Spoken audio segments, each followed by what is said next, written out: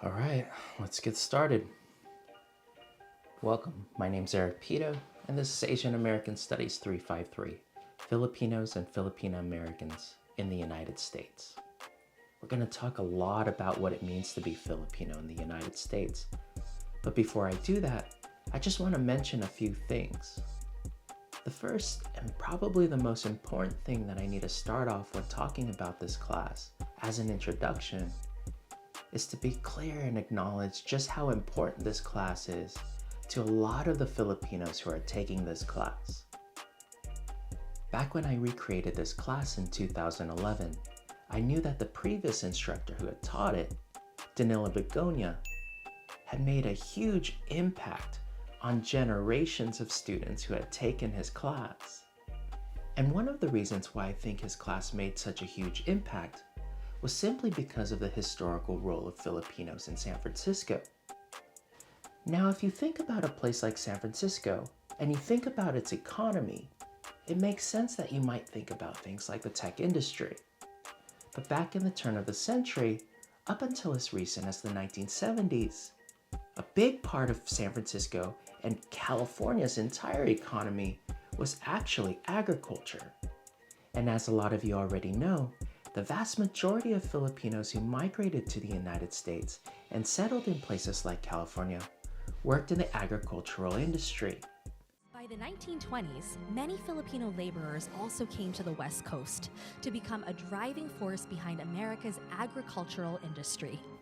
And at that time, the agricultural industry wasn't only the fulcrum of California's economy, but California itself was a massive part of the economy of the United States as a whole.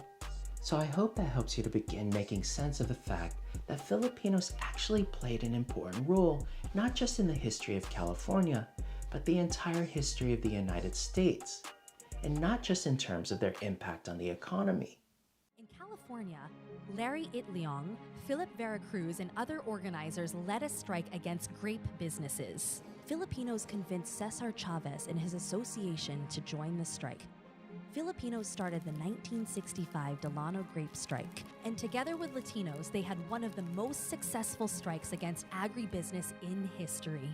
But I think another reason why this class continues to mean so much to the Filipinos taking it is that taking a class in Filipino American Studies has always been a deeply personal pursuit. So a lot of these students aren't just trying to learn about the history of Filipinos in the United States, they're also trying to make sense of their communities, their families, and themselves. I think that helps you to understand why this class might feel a little different than the other classes that you've taken on campus. Let me give you another example of what I mean when I say that this class is tied to a really personal pursuit. A lot of you have heard the terms Filipino and Filipina used to identify Filipinos living in the United States, especially during the 80s and 90s. Well, that didn't just happen. In the 80s and 90s, students all over US campuses, especially in California, started embracing concepts like decolonization. That's something we're going to talk a lot about in this class, especially in the second half of it. Now, this concept was already widespread amongst activists in the Black, Latinx, and also indigenous communities.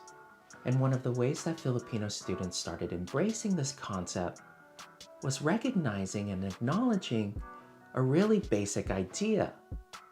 The fact that the F used in the term Filipino doesn't actually exist in traditional Filipino languages. It's not in their alphabet. So in order to acknowledge the power that's still being felt from the history of colonialism in the Philippines, these students became activists and started organizing to change the way that people started identifying as being Filipino. And they switched the F to P, a letter that does exist in the Filipino alphabet. These students started identifying themselves as Filipinos or Filipinas, switching the F to a P. And that's also why the term Pinoy, referring to Filipino men, and Pinay, referring to Filipino women, also became popular around the same time. Through this activism and the deeply personal struggle to try to understand the impacts of American and Spanish colonialism on Filipino identities inspired a lot of students, an entire generation, to start taking Filipino American studies courses. In this initial phase of Filipino American studies, when a student took these classes, they were really hoping that whatever they learned helped them to not only understand society, but to understand their place in society much more deeply. And you can really see this energy in the poetry and films that were created by Filipino American artists during the 1990s. And the last reason why I think that this class has made such a huge impact on students is that some of these students come in with parents who are first-generation immigrants. And most first-generation immigrants have a really difficult time explaining and teaching their children what it means to be American, let alone Filipino American. If you think about it, it would be really difficult for an immigrant to explain to their children something as simple as what prom is, or how to prepare for prom.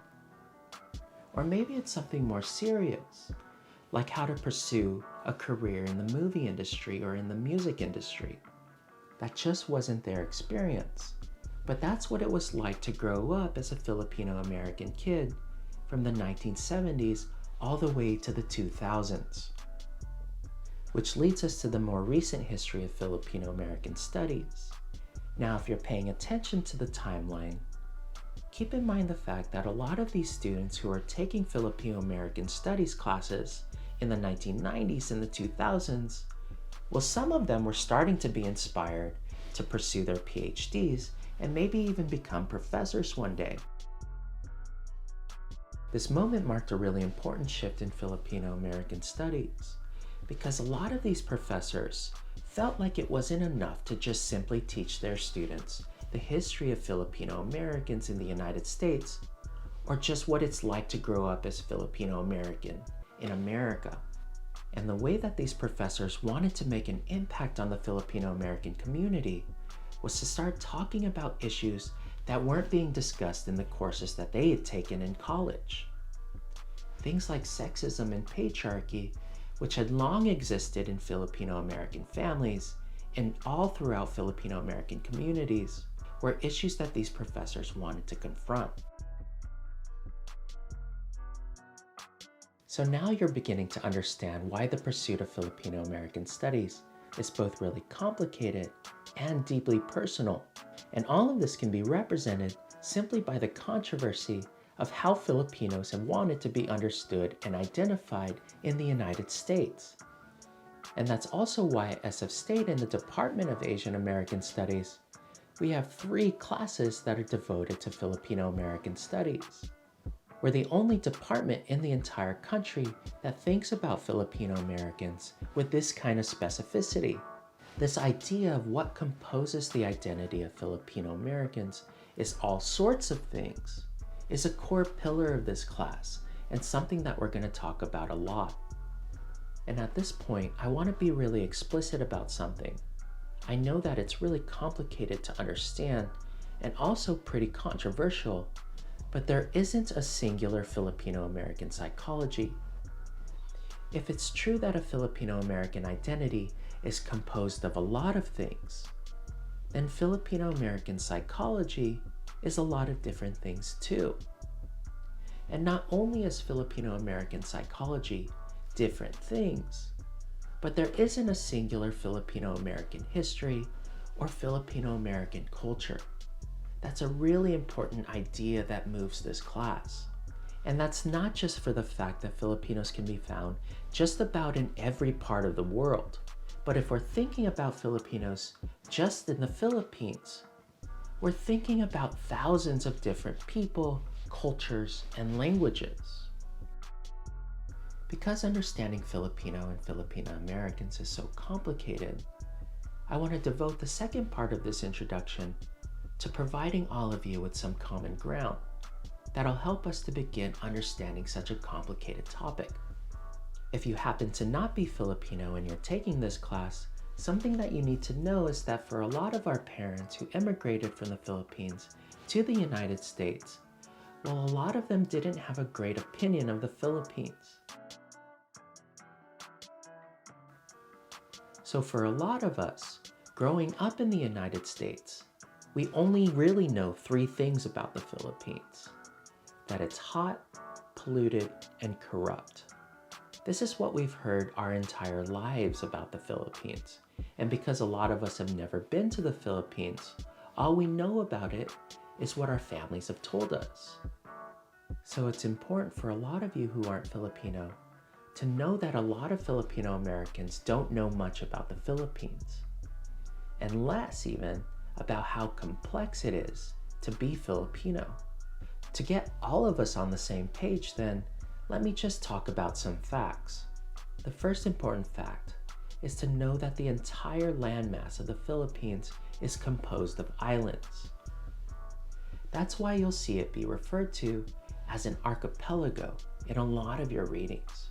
It also happens to be the second largest archipelago in the entire world, next to the Malay archipelago. What's more astonishing is the fact that the Philippines contains approximately 7,500 islands, and 2,000 of those islands are inhabited. It's mind-blowing to think that nearly 5,000 islands in the archipelago have still yet to be named.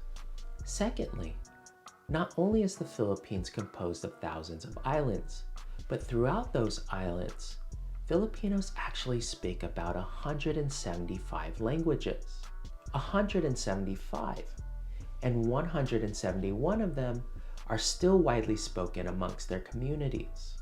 But if you travel throughout the Philippines, what you'll start to learn is that for a lot of Filipinos, their Tagalog is actually really limited, while Cebuano or Ilocano are actually more popular throughout larger regions in the Philippines. And the third fact, something that we'll talk about towards the end of the semester, is that about 11% of the population of the Philippines actually lives abroad. That's more than 11 million people. This is why so many people in the United States, when they think about Filipinos, the first thing that they think about are nurses. And that's because about 25% of the nurses coming from overseas to work in the United States actually come from the Philippines. Those are just 3 huge facts that I wanted to share about the Philippines. I wanted to use those facts to highlight how it is that when we talk about Filipinos just in the Philippines, we're talking about an incredibly heterogeneous group of people. And just to be clear, in this class and in my own work, I use the term Filipino Americans to refer to Filipinos living in the United States. And I use the term Filipino to distinguish those Filipinos who live in the Philippines or who are from the Philippines. And lastly, I use the term Filipina to describe women who are Filipino. And I describe transgender Filipinos as transgender Filipinos. I do this fully aware of the complicated history around how Filipino Americans have chosen to identify themselves. And the reason why I've chosen to use the F when I'm talking about Filipinos both in this class and in my own work is for the fact that most Filipinos living in the Philippines and also in the United States, even today, most of them refer to themselves as Filipino. And in my own work, if they chose to identify themselves as something different, I would just use that term. In this class, I'm going to be talking about a lot of different ideas, histories, and practices that Filipinos share, regardless of place or identity. But I'm totally open to the fact that what it means to be Filipino American is constantly changing. And my hope is, to use a term from Rick Bonus's book, that you'll be able to locate yourself or another Filipino person that you know in the shared histories and identities that we discuss in this class. Again, I want to welcome you. I'll always be grateful for your patience as we all continue to learn online. And I look forward to meeting you during office hours and learning more about your shared histories and identities. Ingat. Take good care.